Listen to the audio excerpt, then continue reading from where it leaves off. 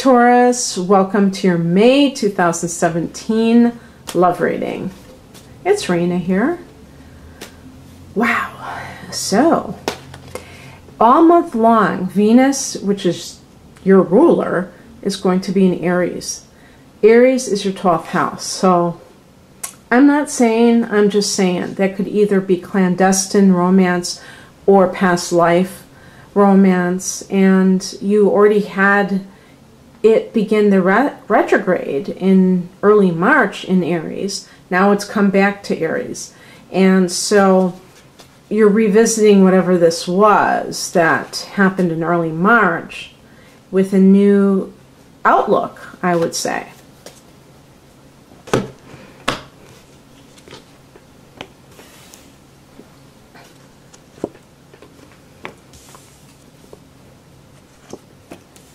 Gosh, I keep getting that card, the Five of Pentacles. Wow.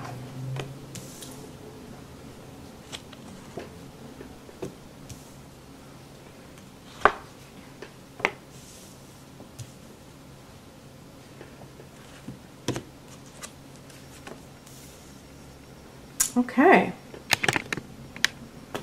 Well, there certainly does seem that for some of you, you are beginning a romance with somebody. And it is one of those things where it's very exciting, it's very passionate. You know, if I had gotten the Ace of Pentacles, for instance, it might have been one of those things where you could say, yep, you can bet that this is going to be a relationship that lasts forever. Well, with the Ace of Wands, could it be a flash in the pan? I don't know, but it definitely is going to light your fire because this is connected to fire energy. And so you might even be talking about an Aries or a Leo or a Sagittarius individual that you are involved with. Of course, as I say, we have Venus in Aries, so that alone is fiery energy. But there's something very, I think, inspiring about this, because I think it makes a Taurus person want to do better in their life in some way. The fire signs are positive thinkers, and so they exert a positive influence over others based upon their approach towards life. And so if this is rubbing off on you, it can create, just by its own force, positive ripples in other areas of your life. And actually the contrast couldn't be more stark, because in the past position we have the Four of Cups. So this is a card of indifference. And maybe that's how you felt in maybe even recently. And now you may be feeling like all systems are go. I'm ready. I'm ready to start this new chapter in my life, and I'm so excited. And it may, the Four of Cups doesn't have to be bad, actually. It can relate to stability, because the number 4 is all about structure. So it could be that you became more orderly in your emotions, and that attracted you to this particular relationship. And it could also be that you were in a relationship with a water sign individual and it didn't work out because you were not really in love with that person. The expression, I mean, this card, I don't know. I really like this one because it's kind of like, meh, whatever. And you see somebody's holding out, extending love to this person, and this person's indifferent. Now, the clouds represent the universe, or even, I would say, the universe through a particular person. So it could be that it was a water sign person. It could have been anybody, but it could have been a water sign person, Cancer, Scorpio, or Pisces. And typically, if that is actually the case, and now you're with a fire sign person, the water sign person is just strictly talking about sun sign here, sun signs here.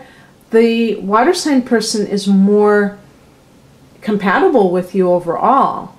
However, you know, individuals are not going to necessarily go along with that. So you may have a lot of fire in you and you resonate more with fire signs. That's always a possibility. And so you may not really resonate with earth or water sign people and find them kind of dull. And you prefer the excitement of a fire sign individual, the stimulation. The accompanying card for the present time is the Five of Pentacles.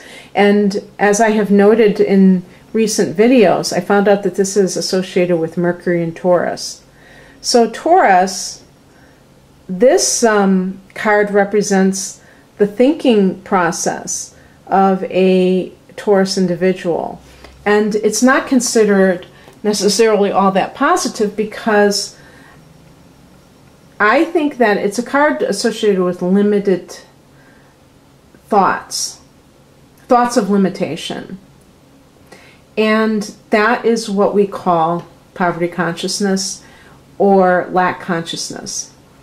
With Taurus, because Taurus is an earth sign and because it's a fixed sign, sometimes people who think in this manner can be, you know, looking at it from the Mercury and Taurus perspective, can be very narrow and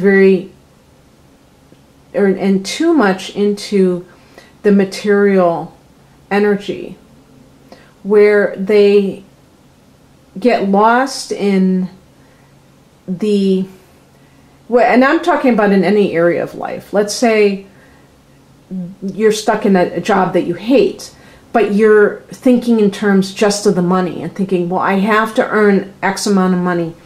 And that keeps you in that state of negativity and oppression, because you believe that there's no other way to do this than to stay in a job that you hate because of the money. Whereas somebody else might say, well, you know what, maybe I can downsize. Maybe I'll just get a studio apartment. I'm living in a 2-bedroom. I don't need all this space. I'm going to get this, and then I'll save $500 a month. And then I'm going to move to a different place that's cheaper, you know, a different town that's cheaper. And just being very flexible and not attached to having things be a certain way. Or even thinking that there is more opportunity than meets the eye. A Mercury and Taurus person can be addicted to proof, tangible proof.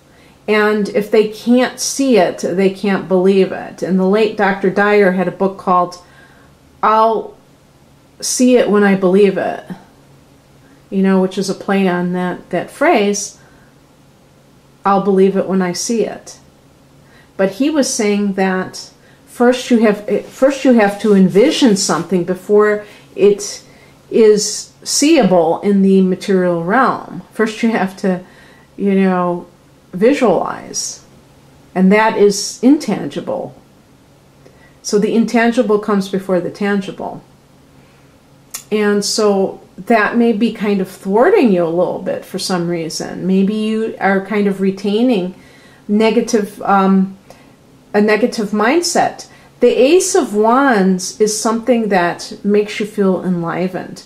The Five of Pentacles makes you feel a sense of oppression and a sense of depression, and I'm talking about even material depression, but any kind of lack consciousness. So maybe you have fallen in love with somebody, but you don't know if you're worthy. So you're still retaining some of that negative thing. It can also point, though, because we have as the higher message, the Emperor. So I'm even thinking in terms of divorce situation. Sometimes the Emperor can relate to somebody who's in a position of authority. So I would even include like judges and talking about marriage cases. So it is possible that maybe some of you would like to get divorced and you're afraid of some kind of financial hardship. Maybe you don't want to pay for a lawyer. Maybe you don't want to pay out to the other person, or maybe you don't want to lose their income. And all of these things are keeping you from doing something that you really need to do.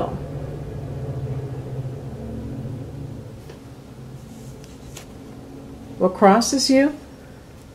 The Three of Wands. This is a card of being a visionary, of the bigger picture, of looking expansively towards the future. Maybe you're stuck in the past. Maybe you're clinging to the past. And maybe that is preventing you from moving forward in your life. You know, maybe you have this wonderful new opportunity. Maybe the Ace of Wands isn't a particular person. Maybe you have a new job, or you started a new business and things are going really great, but maybe you even have an offer to take a business overseas, and you kind of have been stubborn about that because you don't like change. And that could be the place where you meet somebody if you're a single person. Maybe that's where you're destined to meet somebody, but for some reason you're not trying. You may be afraid of expansion, and the Ace of Wands is asking you to think big. The Three of Wands is a card of thinking big because the number 3 is a number of expansion, creativity, but the Ace of Wands is the catalyst of all of that change and newness. And it starts with you embracing these changes. It might be kind of uncomfortable to change, even if it's really good. And nobody can do that for you. You have to do that. But I think there's a lot of good in store if you're willing to try, Taurus, to change.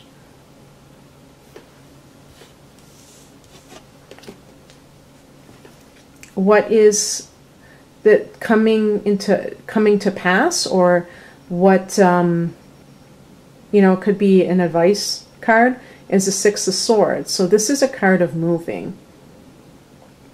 And moving away from that which is not in harmony with you towards something of harmony. It's interesting, the number 6 connects with peace, domesticity, I can never say that word, and so home life, home bliss, love.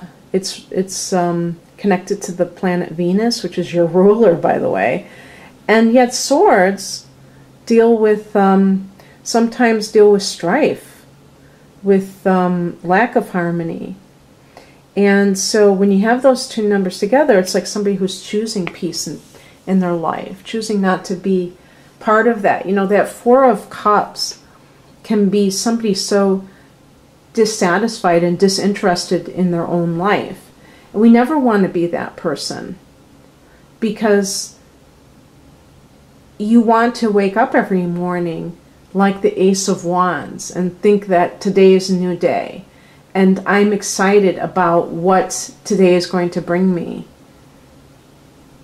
You know, you don't want to wake up with dread. You don't want to wake up feeling like, oh God, another day. What am I going to do? So that can be very challenging if you don't feel that way. And that's the choice that has to be made.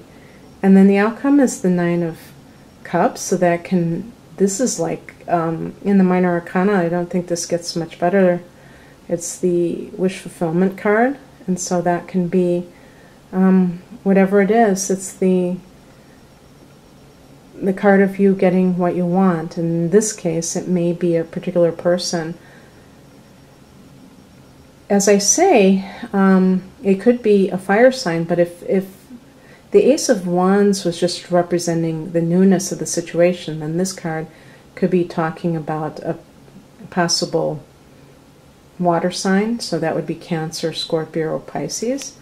And this is a card of feeling emotionally like your cup runneth over, that you're very satisfied with what's happening. It's a great ending to this, so hopefully your wishes will come true, Taurus, in the month of May, which happens to be a lot of your solar return. And I hope you enjoyed this. If you'd like a private reading, please click on the link below. Otherwise, have a great May. Bye.